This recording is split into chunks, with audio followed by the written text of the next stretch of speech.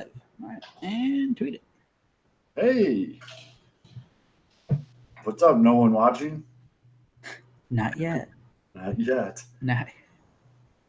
What is this? Oh, there it is.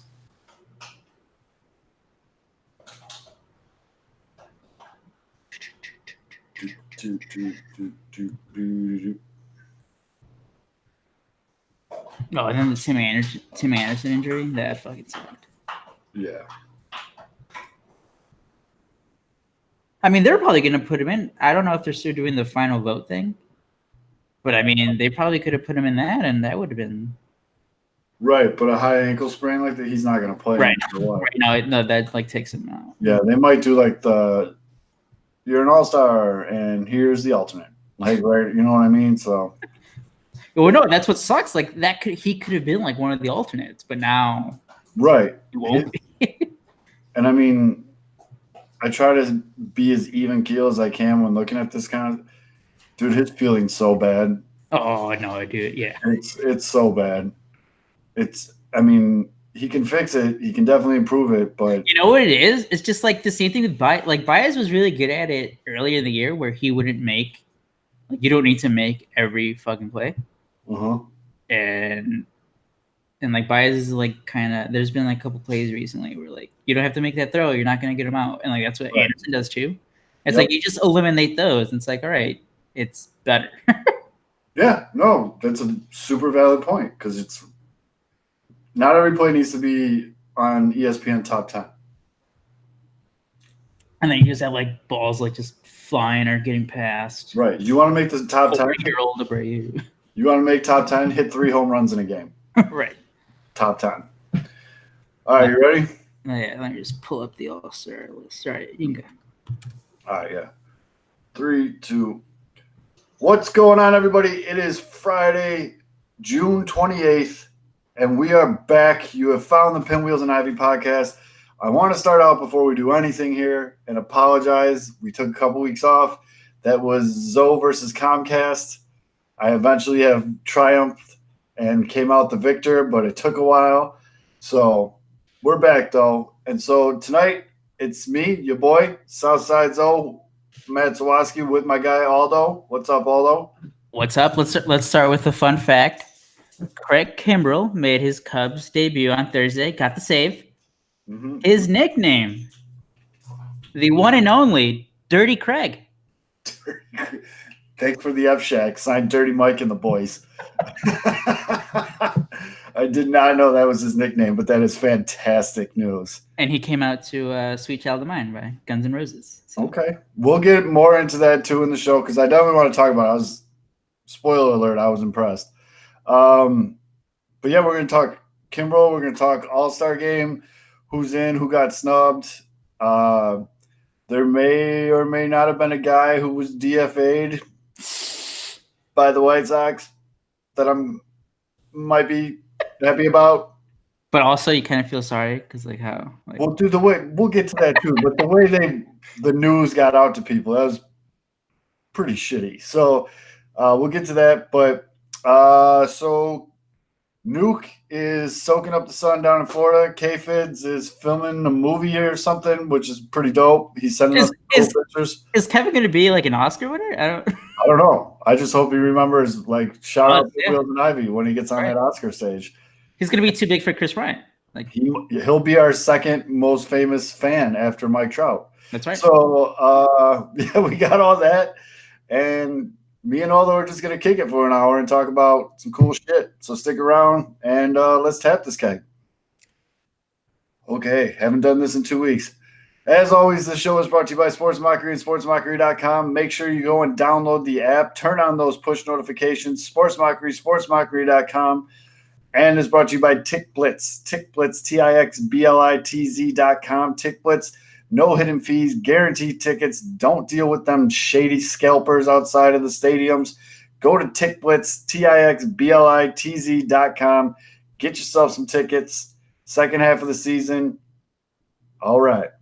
So we're going to start out with an educational fun fact for the Tick Blitz fact because we were just talking about this. So It's top of mind.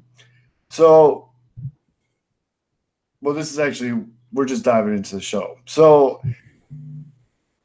people are freaking out about Dylan Cease's performance of late, saying he's getting rocked, he's getting shelled. Well, a little bit of a news flash for everybody. All AAA pitchers are currently getting rocked and shelled. Those balls are more juiced than a gallon of orange juice. It's just, to put it in perspective, real quick, to put it in perspective, Adam Engel just hit another 400-foot-plus home run for the Charlotte Knights. Adam Engel is not exactly Barry Bonds. He's not a fountain of power. So for him to be putting balls on the roof, that tells you a little something about how juiced those balls are down there. It's so hysterical at this point because I don't know why. And it's been the case because it happened in 2017 too, when the league set the record for most home runs. And that was basically how you knew that something was off, because starting in 2019, that's when AAA started using the same balls as Major League Baseball. Yep. And we see what's going on there. And there's been I forget the author from The Athletic.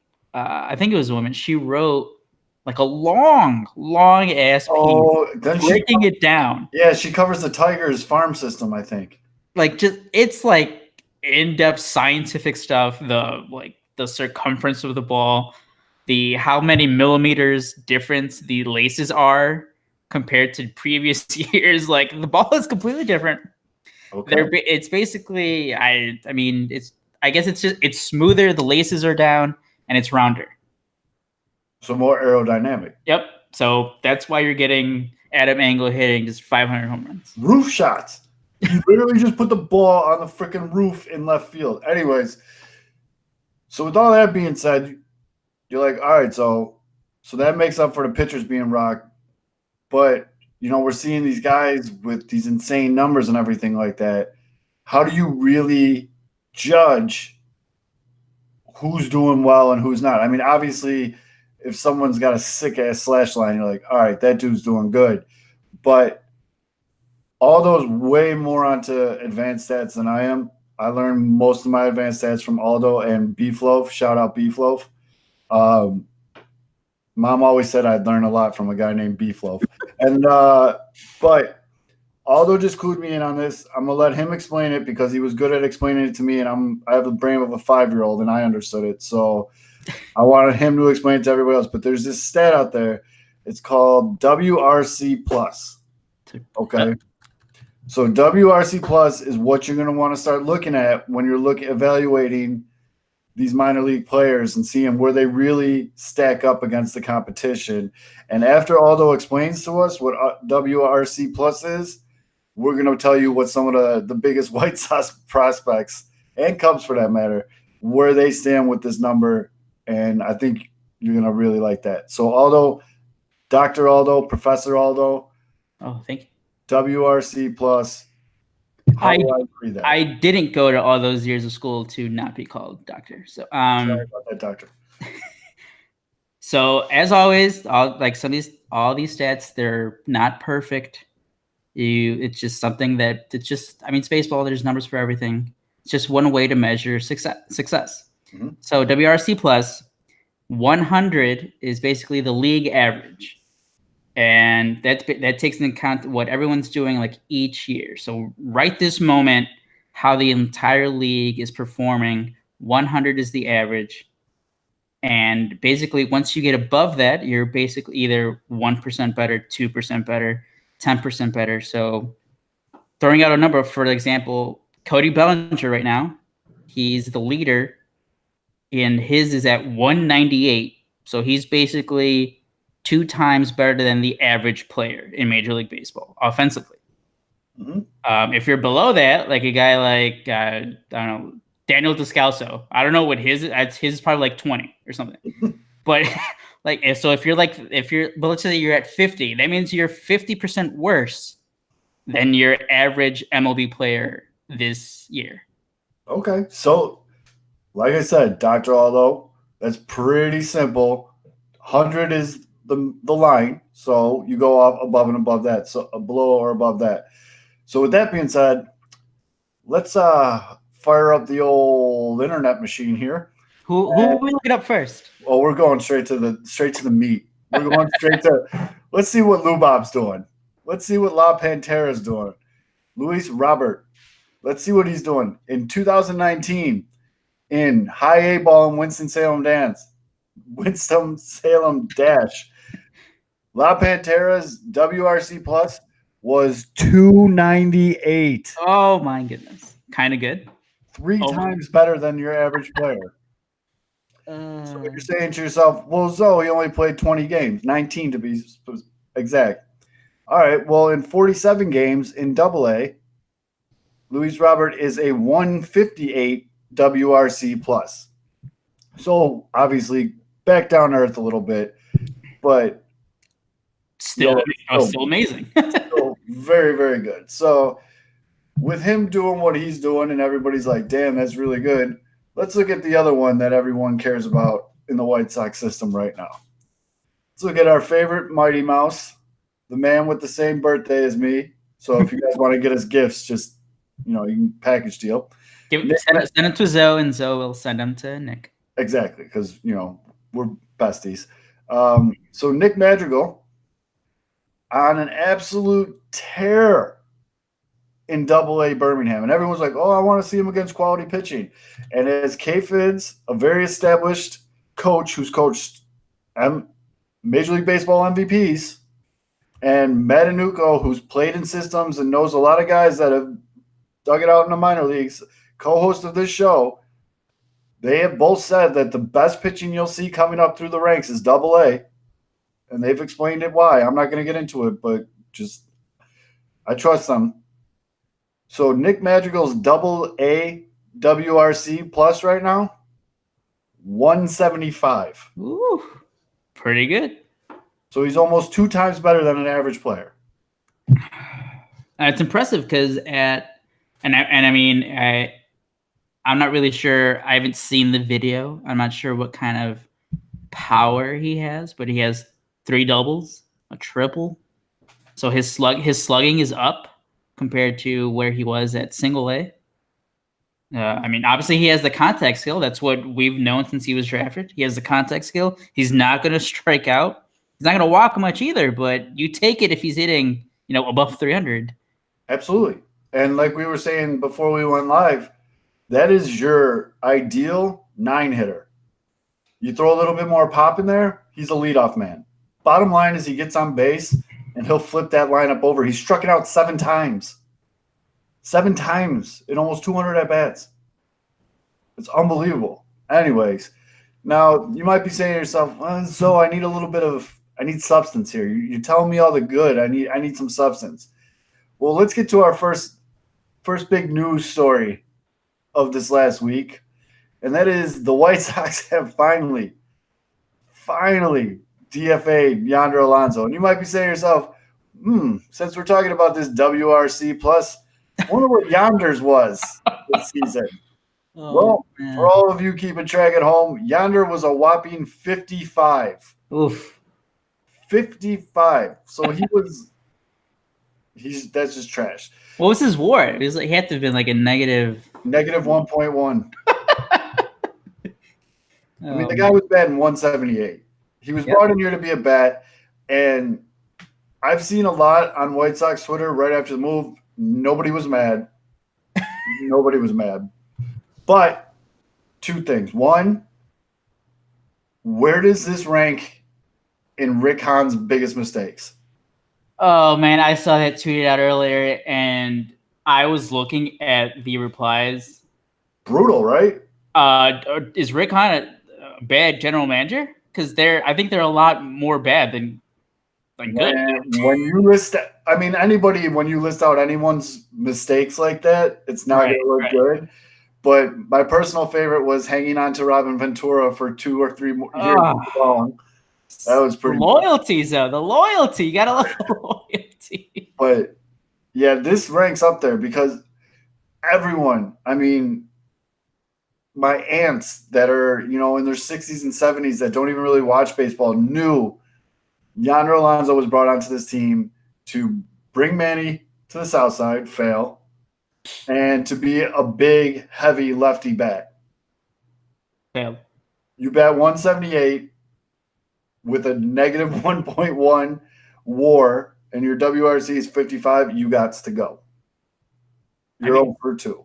It was just the entire, and I remember back after that day in February when Manny Machado signed with the Padres, and it was the whole. Obviously, they brought in Alonso because he was going to back up Abreu, even though you already had Polka and you had other guys who were going to be playing first base or DH. So you were kind of just bringing him to convince Manny Machado. They brought Jay in. Manny's like good friend from Miami. Yep. And once pretty good so far. He's been amazing. He had a very good series in Boston, so I'm backing off John Jay for now.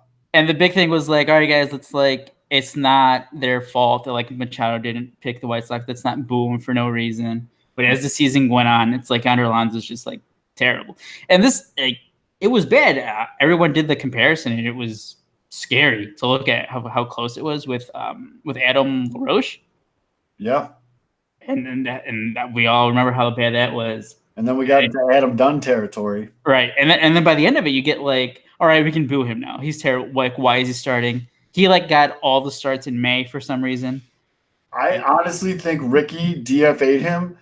I mean, Han DFA'd him to stop Ricky from batting in the fourth spot. He finally benched him in June. And then this past week, you call up Zach Collins and Yonder Alonso all of a sudden finds more starts? How? It makes no sense.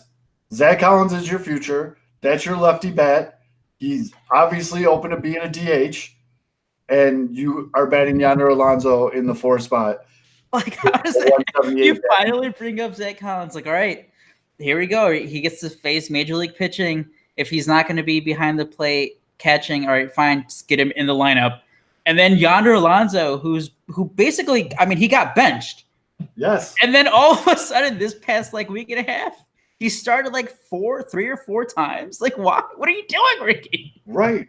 And then Zach Collins' first game with the White Sox in Texas hits an absolute fucking piss missile. And you're like, sweet. Ricky's got to see that. He's got to find this. Has got to be it. And then they go to Boston. Yonder's in the 4-hole. What the hell, dude? And so, dude, oh man. And then thankfully Abreu had that great at bat in the 9th, and he hit that game-winning home run. But I think it was the 8th inning or 7th inning. The White Sox were threatening. I think they had like 1st and 3rd, 1 out. Yonder pinch hits, or Yonder is at the plate, double play. It's like, man, every time this guy comes, and I know he got like a go-ahead hit in the Boston series, maybe, or something, or against someone. Yeah, but it's like, man, every time, like, you obviously.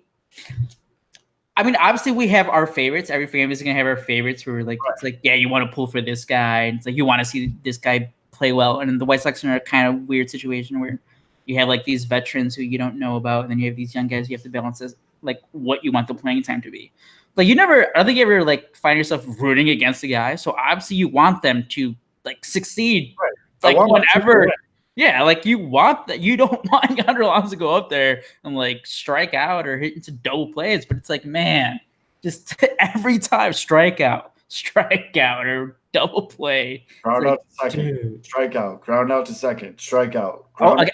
Texas. I think they're coming back, and he steps up with like 2nd and 3rd or something, strikeout. Kills it. Well, you know what? The best part about it is we're talking about him in the past tense. Right. Because he gone.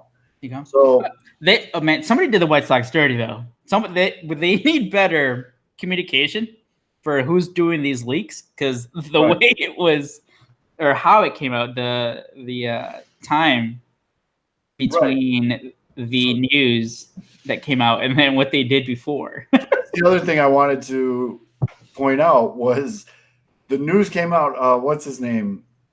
Mark Feinsand. He's the one who broke it. He broke the news, and in the same tweet that he's talking about Yonder being DFA'd, he's like, yeah, weird timing. They were just advertising his charity bowling event. They sent out a press release. Yeah. So even when the White Sox are doing the right thing, they still manage to look like fucking clowns. And it's like, come on, guys, just figure it out one time. Right? It's like guys, we weren't supposed to leak that today. Right. Save it for the morning. Yeah. I do want to point out though, because I mean, you got to say I'm rooting for Zach Collins, but that bomb we talked about is his only hit in 12 at bats. That's what you're gonna see. So he's gonna figure it out. But this is what you want if you're a White Sox fan right now. They're under 500. They're not going to make the playoffs. I know it was fun being like, oh, they're a couple games out of the wild card. We got a little excited, but they're not going to. They have 3 starting pitchers. Yes, they literally have 3 starting pitchers on their roster. Right? And two of the 3 are rated in the bottom 5. Yes, they're trash. The entire MLB. So you want guys like Zach Collins up now, getting at bats versus David Price. Getting at bats versus quality MLB pitching, because Zach Collins is a cerebral hitter. He has a great eye, as we've seen, and he's going to pick it up by just being there, like living the life. So, although though you brought up a good point, and that goes into like our last part about the White Sox here, and then we'll get into All-Stars and Cubs. But the White Sox currently have like 3 starters on their team, and Tim Anderson's hurt, high ankle sprain. Hate to see that. 1 month, right? At least. Eloy was 1 month. Yoel Moncada took a 80-plus slider from Chris Sale right off the knee. That's going to leave a mark. He probably just needs a day or 2. Yeah. And then your DFA and Yonder. So at least right there you got two spots you got to fill. How does Dylan Cease not get called up? Well, problem is I think he's starting Thursday night, so can't come up yet. Maybe next week.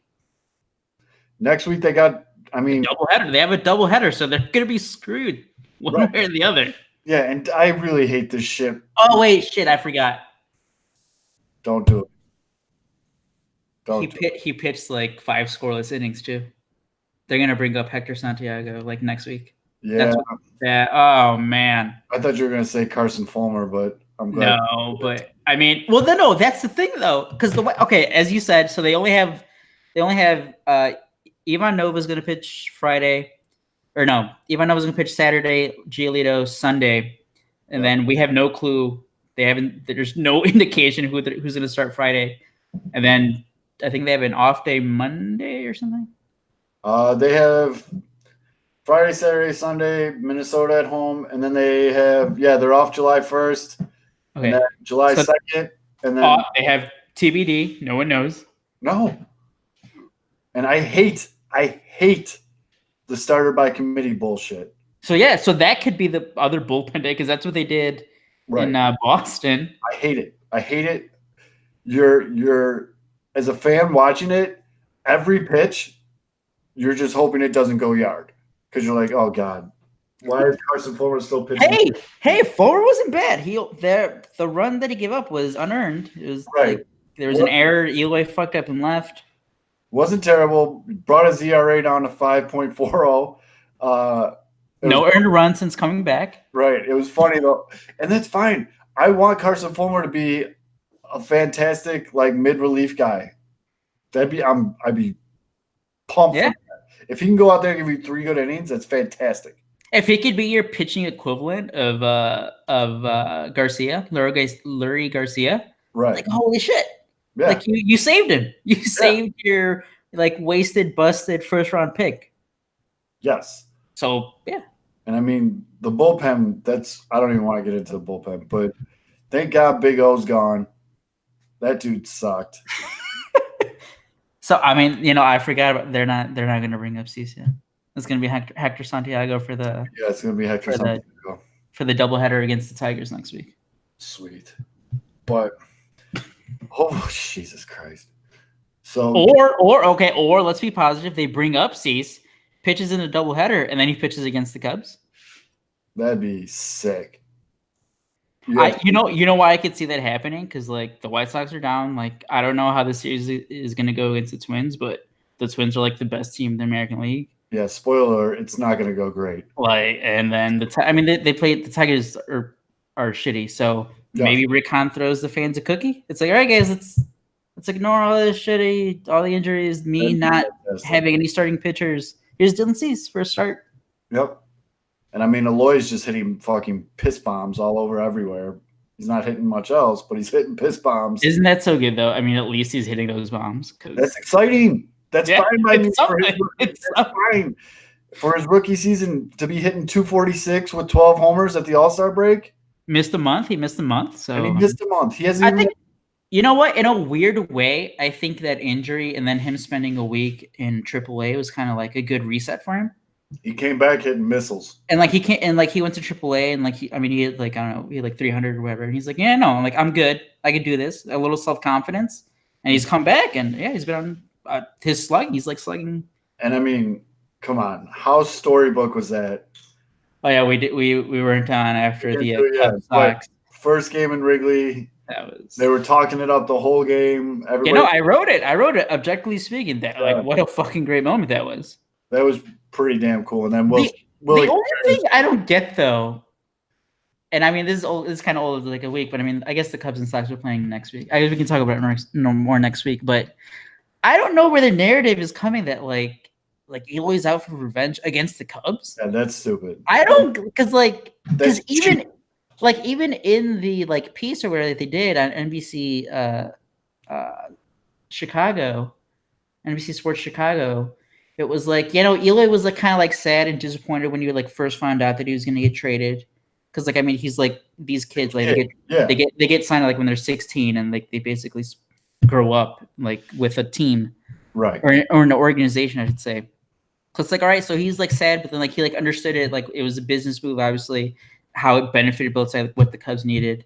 Mm-hmm. But like I don't get like I mean, hey, if he wants to have a chip on his shoulder, it's great. But like, I don't really get like this whole like revenge against the Cubs thing. It's just a lazy narrative, dude. I mean, it's not like they cut him, right? Yeah, they traded him for at the time top tier pitching. That's something I'm not going to get into, but yeah.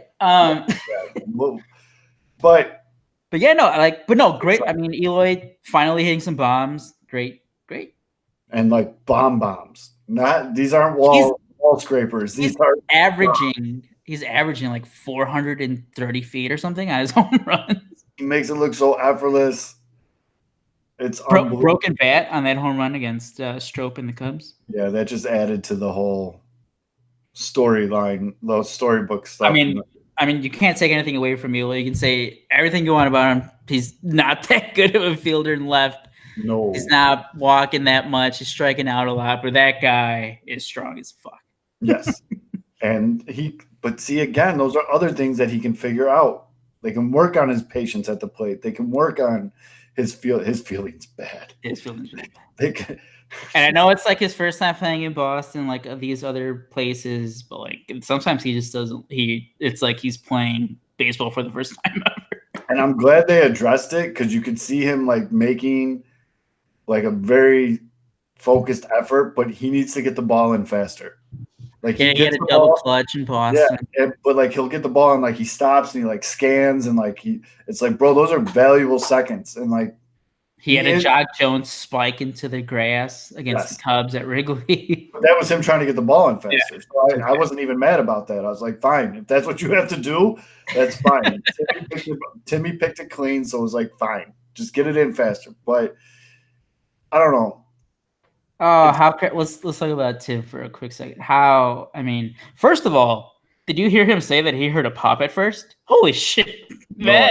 I did not, and I'm glad I didn't hear him say that. So he obviously, they haven't, as of this recording Thursday night, they haven't said anything about the MRI results, but it's a high ankle sprain, so no fracture in the bone.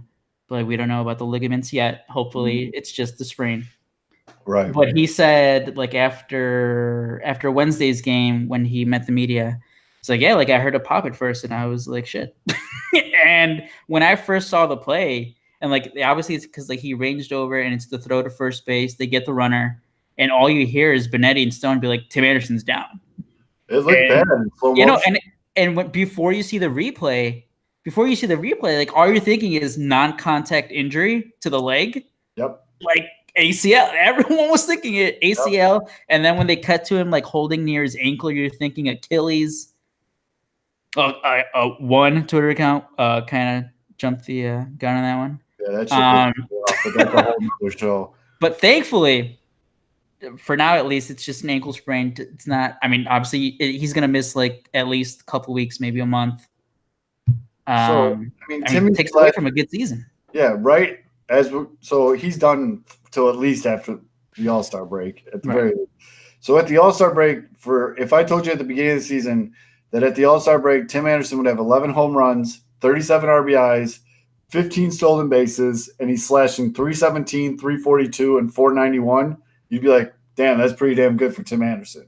Yeah. Now, you're like, holy shit, that's his career year. Yeah. We're not going to talk about the errors. It's like, I gotta prove on defense. He leads the league in it. But, yeah, I'm very happy with Tim Anderson. I love the icon and like the celebrity he has in Chicago, the whole Black Heart icons and all the shit that he does. And I really like the person that Tim Anderson is. Like, he's probably always been this guy, but I like the fact that it's like got a bigger stage now. It's easier when you're playing better. Yeah. No, but that's great though, because it's his breakout year. Hopefully the injury doesn't slow him down when he comes back, and hopefully he continues it. Because before the year, there were questions like, is Tim Anderson the shortstop of the future for the White Sox? There was legitimate questions. And he got that big paper. Right. He got that 7-year deal, and everyone's like, all right, well, you have now just become the centerpiece of this rebuild. They're building around you, Tim. Yeah, he was like one of the first guys who got the long deal. Mm-hmm. It's like, all right. And obviously they went after Machado. It's like, well, what are they gonna do with Anderson? The whole thing. But yeah, no, it's great that he responded with hey, that chip we made fun or Nuke, myself kind of. We make fun of that. Like, you don't always have to, the world isn't always against you. Right. But like, hey, if you want to have that chip on your shoulder, if that's what drives you, great. It's working for him. It's working, yeah. Now, so we talked about Yonder, and we kind of, got on Han a little bit for that move. But another move that Han made, we got to talk about, because we're a very baseball positive podcast here. But going out and getting James McCann for next to nothing, and you have to think at some point, Han is just like laying in bed staring at the ceiling like, thank fucking God I went out and got James McCann, and he turned out to be what he's doing. Because his other off-season moves have all been awful, except for Colomé. He 16 out of 17 save opportunities, the first blown save in a tough spot against the Red Sox. So he's been great. A roller coaster. Right. McCann's been great, but Irvin Santana as your fifth starter, 3 starts, DFA'd. Ivanova is one of the worst starting pitchers in baseball, even though the Cubs can't hit him. Not Ronaldo Lopez. And then you get Manu Bañuelos. Yeah. Well. Nothing. And then you sign that the Big O. 3 starts, DFA'd. Same exact numbers as Irvin Santana. Same at like 2 percentage point. Like, that is wild. So you do nothing for your rotation. Your bullpen, you still have to pay Calvin Herrera next year too. Yep. That was awful. And you can tell, and if you look back at his numbers, you can tell that he was like his walk rate was up, his home run rate was like. Yep. You can tell that he was going to maybe decline. But then James McCann, out of nowhere, he's hitting, what is he, 328. He's hitting 328, 387 OBP with a 520 slugging percentage. Homeboy's got 25 RBIs at the All-Star break, 8 home runs, 14 doubles, and he's even got 4 stolen bases. What up? Unbelievable. He's throwing out over 52% of the runners, too, from behind the dish. When they got him, everyone's like, oh, sweet. Myself included. I was like, oh, it's not a bad pickup. He's a good defensive catcher. Right. Cool. McCannon. Awesome. No one saw 328 happening at the All-Star break. And we're going to get into the All-Star starters, well, probably in just a minute here. But Gary Sanchez got the fan vote over James McCann. A Yankee's going to beat a White Sox in a fan vote for anything at all times, every time. But even that shows you, and James McCann heading into their election day was just the top 3 vote getters at each position. He was second. Yes. It's like, who would have thought that James McCann, who? Yes. The guy from the backup from the Tigers, James McCann, was going to be the second vote getter for American League catcher in the All-Star game. Dude, he is just having a unreal year. And again, I know I'm not wrong. There has just been, when sometimes you just have like those random thoughts throughout the day, like you're just like, oh, okay, you just think of something. Han has had the thought of like, thank fucking God for James McCann. So many. I hope he just walks up to McCann and just shakes his hand and just says thank you. Okay, we talked about it to start the show. What's his W? Yeah, his WRC plus for 2019 through 55 games, 217 plate appearances, 143. That's what's up, James McCann. In 2018 with the Tigers, 457 plate appearances, WRC plus 58. Jesus. 58. And I mean, in 2017, he was like just below league average at 95. So he was like, all right, he's like a kind of average hitter. But last year, 58 to 143. Now, I don't usually always buy it. I want to always believe it. And maybe I'm a little too optimistic when it comes to this, but the old cliche of maybe a change of scenery will do him well. Yeah. You know who else we're seeing that with? Former White Sox, Avisail Garcia with the Rays. Oh God. Because he had. Oh wait. Well, I was gonna say hopefully this isn't just a 1 year thing, like Avi had 2 years ago. Right. But like, yeah, no, a change of scenery. It's like, hey, you feel wanted or something. I don't know, whatever it is. But granted, too, we're only halfway through a very long season. But hey, at one point, he has a 2.1 FWAR. Yeah. Like. No, at no point would you have been like, yeah, James McCann's going to be a 2-WAR player for the 2019 White Sox. Right. And if we did a prediction show and I said, guess one White Sox that you think would be an all-star off this team, position player, I would line up 1,000 White Sox fans. Maybe one would say James McCann and be his cousin. No one else. Not even. The other guy that's probably going to make the All-Star team from the White Sox, it's got to be Giolito's.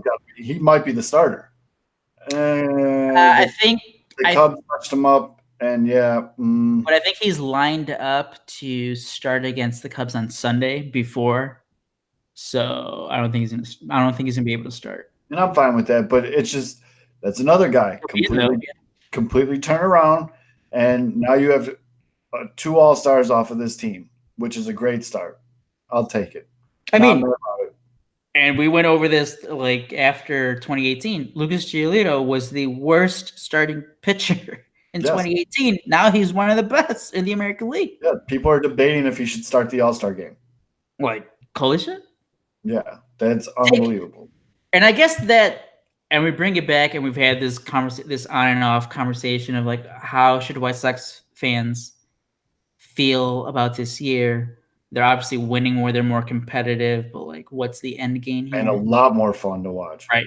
And like, they're a lot more fun, but then like so we've basically reached the midway point, and you're having this great year by Tim Anderson offensively. Moncada, he's been great. Eloy finally like getting bombs. McCann coming out of nowhere. Leroy Garcia, you maybe found a guy. Like, hey, on a good team, Lurie's your first utility guy. Right? Yeah, he's like a guy, like you need somebody to get a day off, start him in center, start him at second, start him at third, start him at short. Yeah. I'm so nervous we're going to see infield Garcia now that fucking Yo and Tim are hurt. But anyways, go ahead. But like you have all these, like you have a lot of positives. Yes. And you're still, it sucks that you have to keep saying it. It's annoying. It's frustrating. You're still in the rebuild. Yes. Not all your guys are up yet. It's like, hey, as long as you just like build up that momentum. Yeah, and now build up the positive vibes. And it's going to be even more fun in the second half because we're going to see guys like Zach Collins. Hope. Well, Yander's gone. What if Wellington Castillo comes back? I will flip shit. And then he's just like the DH every time. Jesus Christ. But you guys like Zach Collins, we're probably going to see Robert and Madrigal in AAA at the very least. You're going to see Cease up. You're going to see a lot of these guys moving and shaking. Like Blake Rutherford is tearing the cover off the ball right now. in the minors. Steele Walker, fantastic hair. He's doing good shit in A+. Great name, too. Oh, God, that is a – if that name doesn't succeed, I mean. He either had to be a baseball player or a quarterback for an SEC school.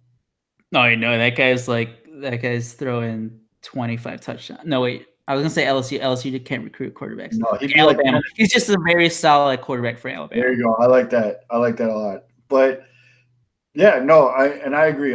And it's fun. Enjoy it.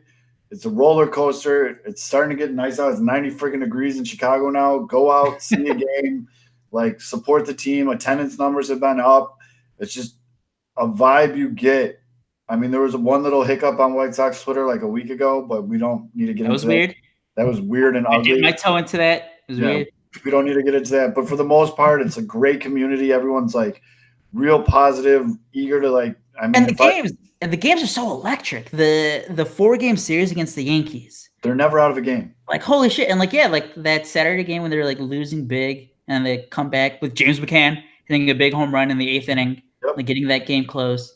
Like the atmosphere, like it just feels good. Like it's like all right, something good is happening here.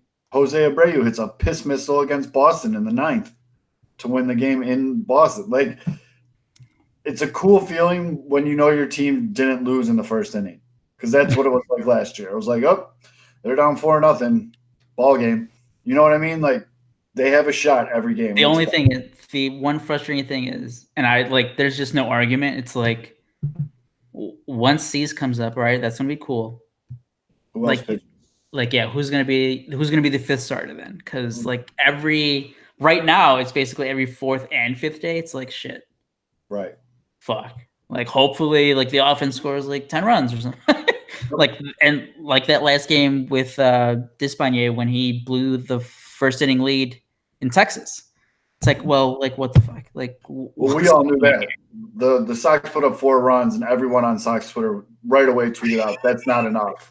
That's not enough." And it was accurate. So let's talk Cubs. Let's talk All-Stars. So the Cubs do have 2 All-Star starters.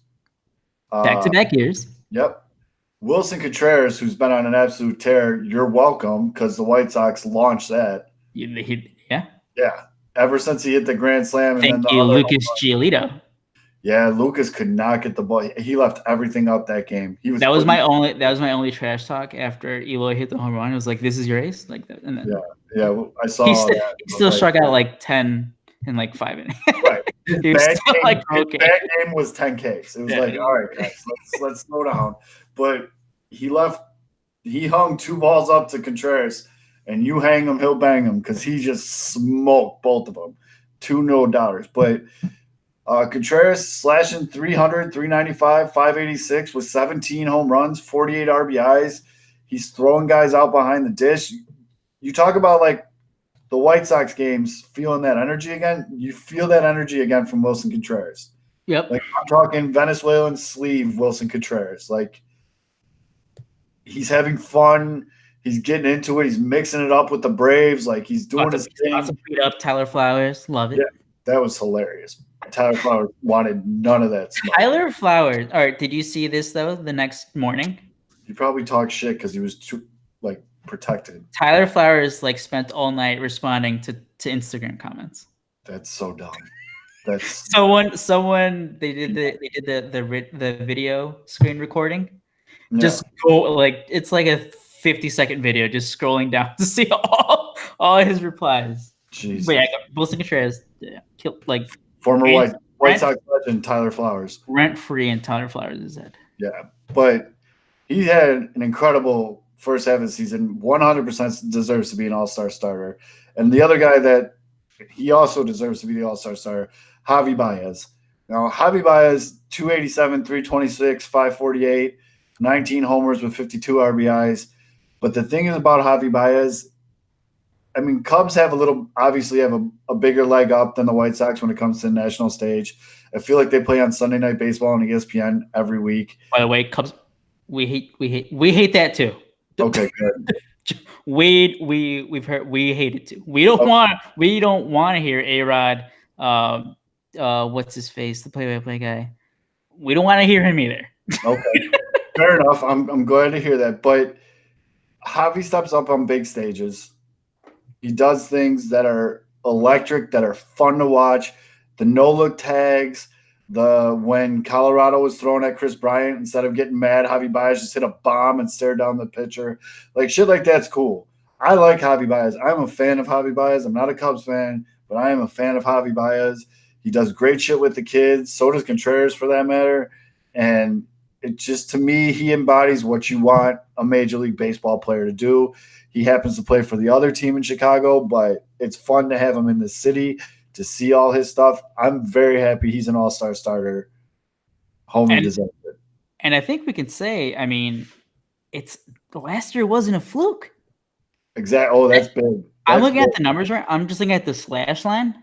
So last year he was at 290, 326, 554. His OPS was at 880.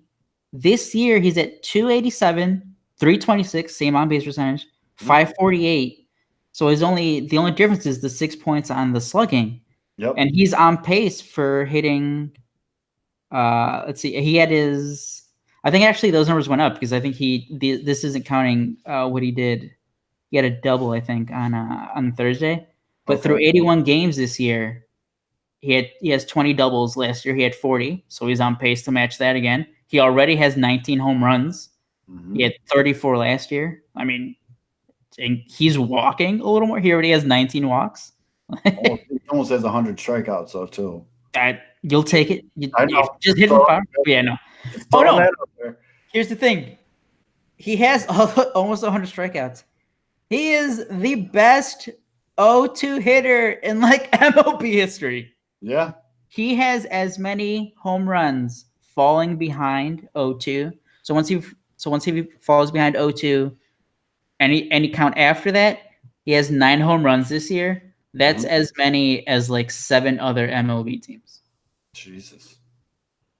But see, more than 7, and like tied with the Red Sox and the White Sox and one other team. So I mean, that's not even. We didn't even talk about his fielding. Like you said, he tends to try to make plays he doesn't need to make, which does lead to some errors here and there. But I mean, I know I joke around a lot about his, like everyone's saying he's the best tagger in the league, but yeah, I mean, we're learning that now, especially more that Addison Russell, for some reason, is getting all these starts at second base. Addison Russell can't anything that bounces to second base. That like before it'd be like, all right, yeah, but Baez is gonna get that. Russell just like completely whips on it. So yeah, no, you can make fun of it all you want, and it's tongue in cheek, it's fine. Yeah, does he go overboard? Yeah, but like those are just like one of the little things. It's like that guy's just like great at it. Yeah, you're not gonna see in the box score, but like it makes a difference during games. Right, and again, I can't say it's enough. The guy's just fun as hell to watch. It's fun. Oh, it's so fun. He's electric. Just everything does. So those are your 2 starters for the Cubs. Chris Bryant was a finalist, but no one's beating Nolan Arenado. It's just no one's beating him. Dude is just on a tear this season. I mean, he's having an MVP-like season. You think Bryant still makes the team? 16 homers, 287, 395, 530. Third base is so deep in the NL. It really is. Third base and first base, because Rizzo was a finalist, but he didn't make it either. Yep, but that was my next stop. I mean, so here I'm gonna look up third baseman right now in the NL. So Chris Bryant, right now. Well, this is in. Let's see, he's ranked third. He's tied with Nolan Arenado in F4, 3.1. The most underrated guy. You know how we always talk about like Joey Votto was the most underrated player in baseball. Yeah. Anthony Rendon from the Nationals. Future White Sox. Rendon. You can't move Yo-Yo from third. You can play second. He's leading all NL third baseman with 3.2 F4, 158 WRC plus. A comparison: Nolan Arenado's WRC plus 127. Oh no shit. Chris Bryant 144. So. Oh. Yeah. But no, it's like I think like I obviously want to see like you want to see you guys get the recognition, whatever. But I think if there's going to be another third baseman, you go with Arenado or with Rendon. I mean, yeah, probably Rendon. I mean, if they pick Bryant, great. Yeah, no, I got you. That's the way. Like him and Rizzo, they're just like the positions are deep. And I haven't even brought up Manny Machado, who's also played like third base, but he's also had to play shortstop for the Padres. He's back, so right. He's a third baseman. So I mean, there's just a lot of guys who are doing great, and that's like I had this like kind of rant on Twitter about just Cubs fans continue just because Chris Bryant like hit into a double play in a big spot. Chris Bryant sucks. He's an average player. He's not clutch. It's like, guys, come on. He's like consistently, except for 2018 when he was hurt for 4 months, played through an injury, and it was bad. For like the other 4 years that he's been with the Cubs, he's been like a top 2, top 3 third baseman in all of baseball. So stop. Right. With the silly. I mean, he really in June, he definitely kind of put his foot on the gas a little bit. He's having a great June, and he reached base like 23 straight games. Yeah, 24 straight games or something, and apparently he's just not that good. Which is wild to me. Wild. And then I don't know. You think Cole Hamels has a shot? Cole Hamels, I think he has a good shot. Yeah, he's been incredible. That guy, I mean, he's been the best pit. I think now he has 27 or 28 starts since the Cubs traded for him last year. Mm-hmm. I think he has like a 2.50 ERA since. He's just been one of the best pitchers in baseball since the trade. Yeah, he's been very good. Stuff looks great. I mean, I recently have gotten to actually like watch a full game of work for him, and very impressed. Love his tempo. Love just how he controls it out there. Very happy. And that's a guy that looks like, yeah, that guy knows how to pitch. He can like probably pitch until he's 50 if he wants to. Yep. He just knows how to pitch. And then the other big Cubs news, Dirty Craig. Dirty Craig. What a fucking nickname. Dirty Craig. I will never call him anything else. But Kimbrel he was ready to go, man. David Ross was not fucking around when he said he's ready.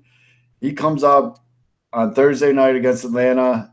You know, you get the late inning home run, get the lead, bring out Kimbrel, comes out to Guns N' Roses. Everyone's jacked. He got the arm hanging in the air. He's ready to go. And then he's throwing 98. And he's hitting dots on the black.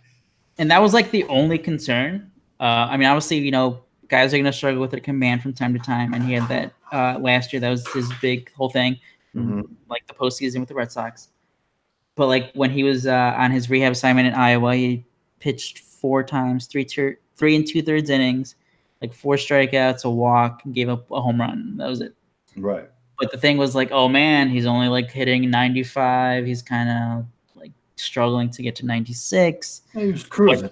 Right. And he's like, well, like, first of all, it's like, well, I mean, should Cubs fans be worried? Should the Cubs be worried at all? Right.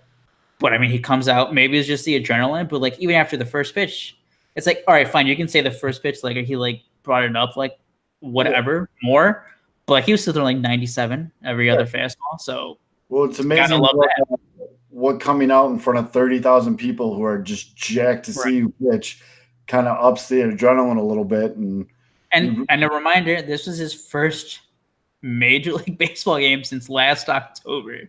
Yeah. So there's going to be like, that's the one thing. And I was going to jokingly say too, but I don't want to like do the whole jinx thing. Right. If you believe in that or whatever. But I was going to be like the way that like every new Cubs pitcher just seems to suck right when they first start. And it's like, but in this case, it's kind of justified. Like he's going to be kind of rusty. He it's basically he threw 4 times in spring training and then he's just like, all right, go out there. Like guys are going to be kind of rusty. Right. And he kind of showed that. He got the first 2 out. He got a strikeout, a ground out. And then Ronald Acuna Jr. for the Braves, he's so fucking good. He worked a full count, and then he's my dude, man. Doubled into left. I am a big Ronald Acuna fan. And then he walks, who was it? Dansby, I think. He walks him on like 4 straight pitches, and you're getting like shit. Like he's up to his pitch count is getting up. It's like but I mean Rizzo saves him with a great play at first base. Yep. Everyone's happy. You basically got the Craig Kimbrel. It was funny that somebody took a photo. There was a Cubs fan who ordered a Craig Kimbrel jersey. That was awesome. Hey, that Kimbrel. That he's got his arm hanging in the air. He throws some fucking gas. Kimbrel. Oh man, that's gonna be. But yeah, you got it, and it's like, all right, yeah, you're gonna have these times where like he's just gonna lose a batter, but you see what like a shutdown closer like looks like. And he came in for the 9th, gave up 1 hit, 1 walk, 1 strikeout, got the save. It's just so refreshing to see a guy like throw hard. Like the Cubs' fastest like reliever was Tyler Chatwood before, like throwing 97 and like he'd like get it up to 98. And it's like, all right, can we get like more of these guys? You got Kramer coming in 97, 98. Great curveball, just great movement. So yeah. Got to feel good. It was the homestand was like it starts off with the White Sox not hitting Ivan Nova. The whole Mets thing, they split everything, so they went 5-5. But hey, still in first place. Kimbrel makes his debut, looks good or looks okay, and throws hard. Yep. Good feelings heading into a road trip. Yep.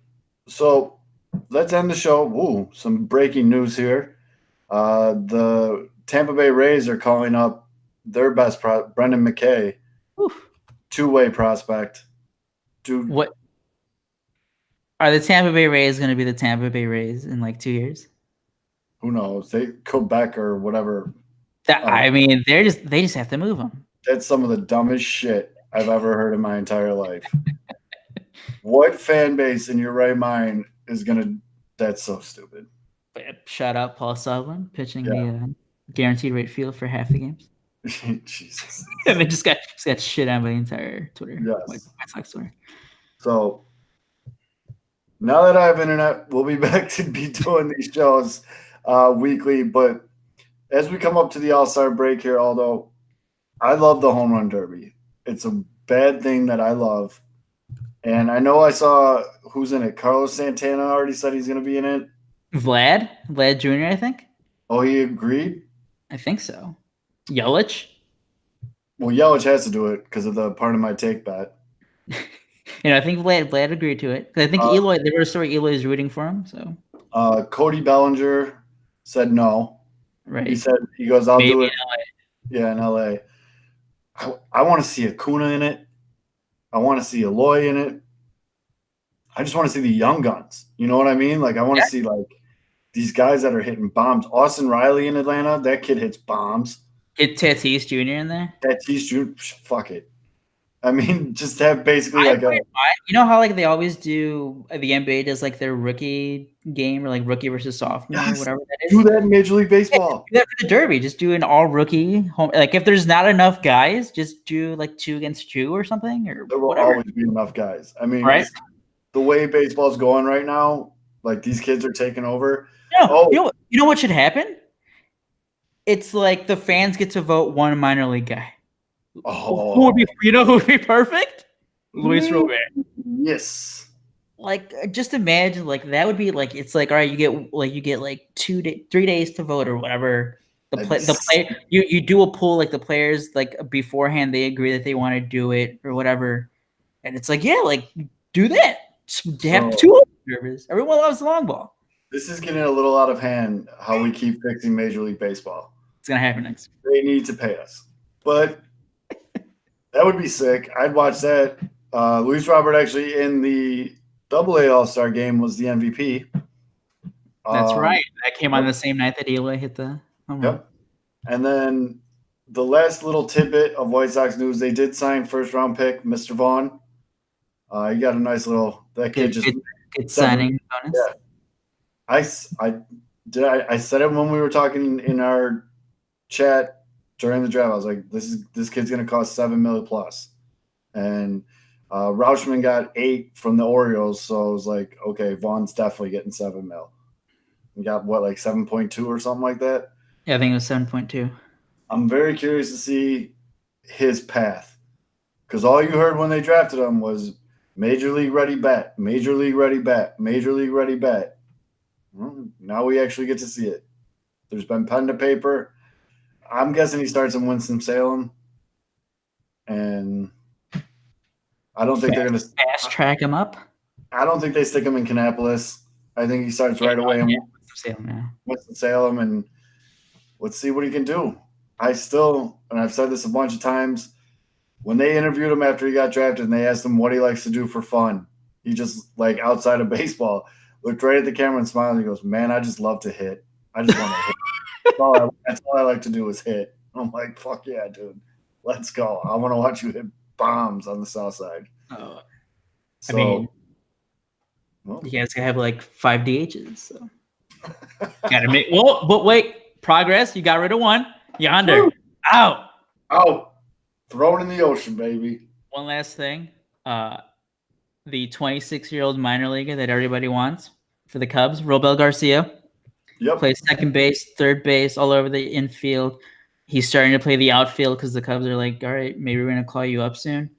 He has 21 home runs this year. 21 home runs at AA and AAA combined. Daniel Descalso has 28 hits all year. I just wanted to, it was 27 before Thursday, and then he got a single. So what's congrats. his WRC plus? Let's look it up. Let's look it up. Let's end the note on this. Never gonna. Pinwheels and Ivy, where you come and talk about baseball, but you also get an education. This is a learning show now too. I'm sure Nuke and Kevin are going to be pissed that they missed like our first educational program. All right. And there was a big thing. It's like, oh man, Dan Descalso, like he hit for power last year. Maybe he can do it again. Because last year for the Diamondbacks, he was okay. His WRC plus and for the Diamondbacks last year was 111. Solid, decent. Yeah. This year, 52. 52. What's the kid's? The kid that you want to call up? Roel Garcia. His WRC plus. By the way, that Roel Garcia, look him up in the Athletic. If you guys have the Athletic and you're listening to this, he came up to the Indians organization. He played minor league baseball for 3 years. Got married to, I think it was an Italian woman. So he was just playing baseball in Italy for 5 years. Sure. Cubs signed him. They had a scout like in Arizona. He was playing like instructional baseball or something in the Reds system in the winter or something. Cubs signed him. And now hopefully he's going to take over Daniel Descalso's spot. So Robel Garcia in 45 games at AAA this year. WRC plus of, where did I scroll down? Oh, here we go. 138. Solid. And this is how you know it's ridiculous at AAA, because his slash line is 300, 372, 644. And it's only 38% above. That's what is it? That's like an OPS of like above 1,000. So you want him to come up and play outfield? You don't want him to come up and get no. Well, no, he's playing outfield now just because they're trying to see like what he can do. But just he doesn't have the best glove round. I don't want him to. He doesn't need to have the best glove round. Just be average. Just play second base. See what he can do for like 2-3 weeks. If he's not any good, all right, go find someone in like the trade market. If he is, great. You struck gold from a guy who was playing professional baseball in Italy for 5 years. Right. And you get rid of Daniel Descalso, who is like a negative 1.6 player or something. That would definitely be a very Theo-esque move. They just need to do and people bring you up that like, oh, you can't DFA Descalso, like the money is like he's only making like $3-4 million and has like $1 million buyout. The Cubs can afford that. They get him out here. Addison Russell's also been garbage. Option him to AAA. Get rid of Brad Brock. He's been so terrible too. But hey, Kimbrel's up. Hopefully, Robel Garcia's up soon. Yep. And, so yeah, keep an eye on all that stuff. Make sure you download the Sports Mockery app. Put on push notifications so when these kids do get called up, you know right away. So, K-Fids, hopefully you're getting some screen time. My dude Nuke, sunscreen, bro. So that's also on Matt Zawaski. This is Pinwheels and Ivy podcast. Next week we'll talk All-Star Game a little bit more, second half predictions, and what we want to see happen at the trade deadline. So you're gonna want to make sure to tune into that. Until then, just be good to each other, man. We'll see you then.